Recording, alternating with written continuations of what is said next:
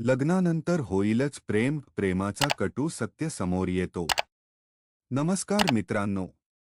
लग्नानंतर होईलच प्रेम या मालिकेच्या पुढील भागामध्ये आता मानेनी आई काव्याला सांगते, तू जीवाला जाऊन चहा देऊन ये. काव्या आता चहा घेऊन जीवाच्या रूममध्ये येते.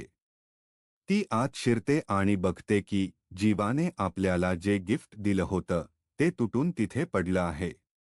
आणि कोणी नाही तर जीवा स्वतः ते गिफ्ट नीट मने चिटकवत आहे. त्या क्षणी काव्याच्या डोळ्यात पाणी येतं. तिच्या मनाला कळून जातं की जीवाचं अजूनही माझ्यावर तेवढंच प्रेम आहे. आमच्या प्रेमाची शेवटची निशाणी तो अजूनही जपतोय. दुसरीकडे जीवा आता मिथुन काकांना सांगतो आहे, काव्याचं जेवढं माझ्यावर प्रेम आहे ना, त्यापेक्षा लाखदुप्पट नंदिनीच माझ्यावर प्रेम आहे.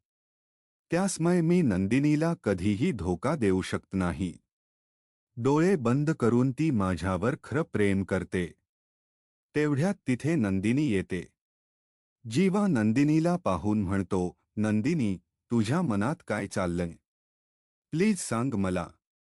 त्यावर नंदिनी जेवताना थरथरत्या आवाजात म्हणते, मला डिवोर्स हवा आहे. कारण काल मला समजलं की तुम्ही तुमच्या एकतर्फी प्रेमाला अजूनही विसरले नाहीत. आणि खरं म्हणजे ते एकतर्फी नाही, तर तेच तुमचं खरं प्रेम होतं. या प्रसंगानंतर जीवा आणि नंदिनीच्या नात्यात नव्याने ताण निर्माण होतो. काय होईल पुढे? काव्या आणि नंदिनी दोघींच्या नात्यात आता कशा घटना घडतील? जीवा कोणाचा हात पकडेल